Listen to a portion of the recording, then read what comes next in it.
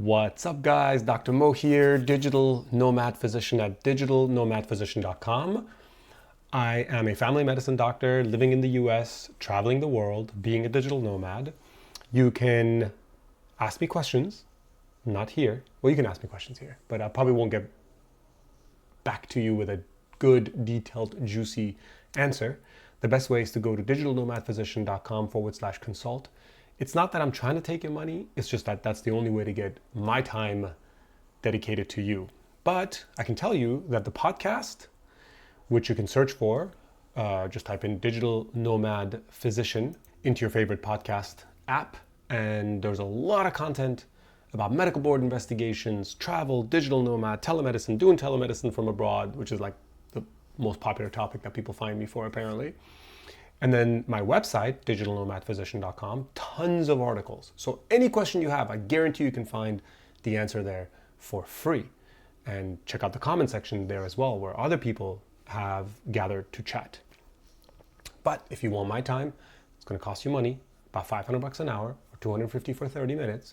And you can do that at digitalnomadphysician.com/consult. All right, so let's talk about having a YouTube channel, right? That's kind of fun. It's kind of interesting. And some of you are considering it. Some of you reach out to me and say, hey, I don't really want to put myself out there. I'm worried, I'm afraid. And, what are the consequences and things like that. So let's get everything out in the open, right? So my website, is digitalnomadphysician.com. And then at some point I decided I really want to get in front of the camera just to be able to reach more people and practice my delivery and also get to know myself a little bit. I think this entire experience actually is very, very rewarding because it helps you understand how people see you, how you see other people. When you create content, you also understand how the world works because it is a content creating world, right? It's always been that way. Everybody's been doing things for other people and then getting money in return for it or bartering something in return. But now in this health information age era, we're sharing information with other people, and the information that I share with someone is valuable to me and to them because I learn from what they say to me. And the information other people share is incredibly valuable to me. That's why they call it YouTube University. I learn a lot by being on YouTube. But unfortunately, there's also a small subset of people who are sharing content mostly because they're getting paid by advertisers to do so. So it's very, very biased, right? It's missing that side of it. Now, I have a lot of bias because I'm also trying to sell you a consultation. So there's a lot of bias in what I do. And so I always find myself doing something mostly because I'm trying to sell or get a few more people engaged. And that's good because it makes me step back and say, all right, is this something I want to do or not? So I want to lead off by saying when you as a physician, when you as a medical professional are creating a YouTube channel, the beauty of it is you're not a content creator. I'm not a content creator. I'm not trying to get a bunch of likes. I'm not trying to go viral. I'm not trying to get a bunch of people to like me. I could give a fuck if you like me or not. I know it sounds rude and I know it sounds mean. And a lot of people actually unsubscribe and they leave a comment saying, well, you curse, so I can't listen to you. I totally get that. And you shouldn't follow me and you shouldn't listen to me if you're upset by me cursing. But there's a difference of I shouldn't curse and you don't like me cursing. You don't like me cursing means you have lots of other channels to choose from. I shouldn't curse. That's a little different. That's a little of that, stuff in politics that we don't like. But then again, YouTube can take me down and say, hey, you're not allowed to curse. Now, of course you can't. You can curse on YouTube. But it's also something intentional that I do. The content that I create, I make it very narrow and I make sure that my personality comes out so that somebody doesn't listen to me or follow me who I really don't want to have follow me or listen to me or comment because those are not the right people for the channel. I do want to create a community. For example, I have a wonderful WhatsApp community of fellow physicians. So it's a bunch of us from different specialties and some from different countries, and we're there and we're sharing information, we're chatting, we're communicating, we're asking each other for advice, and it's a beautiful WhatsApp group. But I wouldn't let anybody enter that, right? You want the right people. And so for me, creating this content is so that I reach a very specific niche type of people. For you who want to create a YouTube channel, it's important that you understand who's your audience, why you're creating it. The biggest fear that people have is how they are perceived. Oh, I look like this, I look like that, or people are going to think this about me, people are going to think that about me. That's a big fear. For some people, even a bigger fear is, what if I get in trouble for what I do? All right, let's work with that. Because the first one, we'll get back to that. But this one, what could happen? So I had a medical board investigation, and I got a 30-day license suspension in Oregon, and then I got some other punishment in California, all sorts of stuff. It was a 5-year ordeal from 2017 on. It was pretty ugly. And the state of California actually took me to court, and there was an attorney who went through my website, and she used the website against me, even though the website at the time was anonymous. And on the witness stand, of course, she asked me, is this your website? Now, it was an anonymous website. Who knows? What could have been the right answer to give when you raise your right hand? I was very comfortable saying, yes, that's definitely my website. Now, this poor woman, this poor attorney, had combed through over 1.5 million words that I think are on my website. And she found the one comment where I said that I actually blame the medical system or something for whatever happened to me with my medical board investigation, because I was openly talking about the medical board investigation. So then the judge asked, okay, Dr. Ashori, do you have anything to say about that, or Mr. Ashori? And I said, yeah, if you look at the rest of my website, I've said that I had a lot of faults. I made a lot of mistakes, and I learned a lot from it. She just took this out of context. And I told the judge that she should allow me to introduce the rest of my website as evidence. She said no, because you didn't introduce it ahead of time. And so the content and things that she printed, which of course served her, were introduced into the court and were admissible. Long story short, fortunately, I know that that judge went and looked at my website afterwards, and it was quite obvious. So in a way, my website actually saved me, is what I'm trying to say with this long, horrible, dragged out story. But in some other ways, it can hurt you. What is the worst thing that can happen? You go to jail.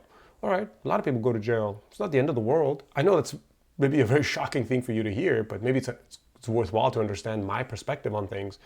If something that I write that's an honest opinion, and I'm not trying to harm anyone, and I'm doing it for a good intention to educate other physicians and to empower them, but also to make sure that we're offering better care to patients, because I'm also a patient and I'm also a doctor.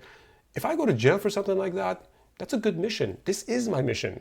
My mission is to help doctors feel more empowered, have more sustainable careers, and for medicine to improve. I want to leave the practice of medicine a little bit better than I came into it. That's why I'm going this cash-based route. I have my virtual practice at digitalnomadhealth.com, which is a virtual medical practice. And I like it because it's honest. I'm not going to charge someone money for something just because it's going to make me more money, right? It's a membership model. It's easy. It's simple. So my goal is to help other physicians, help patients, improve the healthcare system overall. That's a noble goal in my head. Of course, that's my head, right? There's a lot of stuff going on in my head. And if I continue doing this and some negative consequence come of it, that's fine. I rock climb. I climb V7, V8s, V9s. I climb really difficult stuff. I could get hurt really, really bad at those levels. But it's worth it to me. I care about that. I want that. I'm willing to do that. Other people are not. Other people won't even exercise because they're worried about injury. One of my really good friends says he doesn't want to go to the gym and exercise. He doesn't even want stairs in his home because he doesn't want to hurt himself. He doesn't want to injure himself. I get that. I respect that. But that's not me. And that may not be you. So what is your biggest fear? That you might go to jail? Is it realistic? Probably not. Could you go to jail? Are you okay with going to jail for something that you say? The medical board will come and say, hey, Dr. Ashori, you said this thing, and for that reason, we're going to take the license away, and we're going to do some criminal court case for you, and someone's going to find something out about you and take you to court.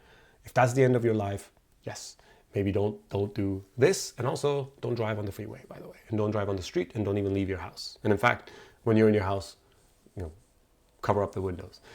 But the first one, the fear of being in front of the camera or sharing your opinion or embarrassing yourself, how do I approach that? I think number one, your opinion of me is your business, right? I don't deal with your business. I deal with my business. So meaning I worry about what I say, and I really care if somebody else, another person, another physician, if that's my audience, or patients, might give me some feedback, say, hey, what you're saying is actually incorrect, or what you're saying could be wrong because of this. That's really good, critical, useful feedback. I can take that, I can adjust my tone, I can adjust my speech, and I can learn from that and have better, deeper conversations. We can go back and forth in the comment section. That's great. I've learned so much on my channel, on my website at digitalnomadphysician.com, because I've had really good conversations with other physicians. And the YouTube channel is a way for me to reach other physicians, but also get some feedback. Somebody says, hey, Dr. Mo, I checked you out on your website. I checked you out on your YouTube channel, man. I'm a fellow family medicine physician in Wisconsin and blah, blah, blah. And you make great connections. You learn from wonderful people. And even though I put some effort in, so this morning, what did I do? I tried to move that book. I guess I forgot. And I cleaned up that area a little bit, and there was some clothes hanging on the edge of the hamper, and I just cleaned that up. So I put some effort in. There's a little bit of light back here, so yeah, I don't know, you guys can't tell. So the lighting is a little bit better. I made sure I have a good microphone, so my voice is good. So I put some effort in, but it's not a lot. This is not a recording studio. I wish I could show you the settings. This is my desk. This is my computer screen. This is my laptop screen. This is my laptop video thing. It's super simple. I mean, janky and simple. And my goal is to not create content, it's to not get followers. My goal is to share the information that I have with other people, to get feedback so that I can learn more, and to help the people who are digesting my content, and to help me improve my thinking, my process, my everything, by me just researching and thinking about it. By me just talking out loud right now into this camera, I'm learning so much. I'm thinking about certain things. Subconsciously, I'm processing certain stuff. And it's very useful. Hold on. And if you think back to all the things you learned from wonderful people who have podcasts, have YouTube videos, have all this stuff, look how grateful you are for those things. And imagine if you didn't have them. So I think back to my residency, right? I had Dr. Wyatt, who passed away, and Dr. Denise Sir, wonderful, wonderful doctors who I learned so much from. I wish they had podcasts. I wish they had YouTube videos. I would have loved to learn also the way they lived their lives. I would have also loved to learn a little bit about what living meant to them, but also medicine and everything else, because I loved them.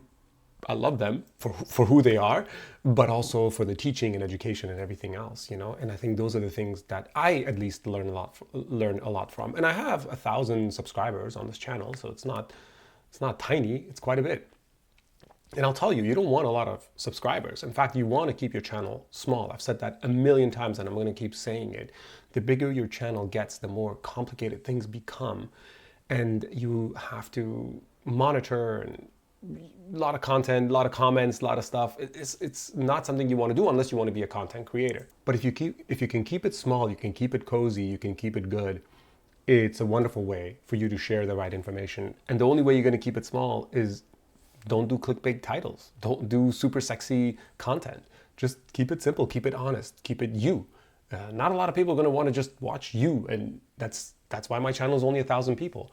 My LinkedIn is 1,000 people. But I'll tell you, on LinkedIn, 1,000 is kind of a lot. And so the comment sections, it's more than I can handle. So if anything, I would have liked it to be at the 600, 800 that it was. And I can't make people unfollow me. But anyway, it's a good problem to have, I suppose. And my podcast probably has, I think, 10 people subscribe to it. Honestly, I think it's very, very tiny. But guess what? The people who are subscribed are the people who constantly message me, say, hey man, I love that podcast episode. It was super useful. This is what I learned. Hey, I would love to talk to you about this. Or they email me something, or they send me links to stuff that would be of value to me. So if I had to give advice to anyone who's a healthcare professional, is create content online. If you don't like YouTube, do podcasts, or do blog posts, or write on Medium, or write on Substack, or write on LinkedIn, or on Instagram. Create content. Create content for your fellow physicians. Create content for your patients. Because the information you have, it's a shame to waste that information. And when you share that information with other people, people get to learn from it. Everything that I've done, I've learned from other people. I'm looking at everything that's around me, like knowing to start taking notes on a piece of paper, knowing, that I could buy headphones that are completely modular and they can be refurbished and, fixed up from Fairphone. knowing that I can, a multi-tool is probably all I need for most of the things that I fix around the house. I wouldn't have thought that before. I wouldn't have thought about that. My girlfriend learned everything she wanted to know about taking care of plants by looking at YouTube and some Pinterest stuff, and me setting up my station here to make content all came from learning from YouTube, learning from others. So I hope this is helpful. That's the topic for today. Check out digitalnomadphysician.com and go be my 11th subscriber for my podcast, Digital Nomad Physician. I don't know if I said health. Digital Nomad Physician, not Digital Nomad Health. Take care.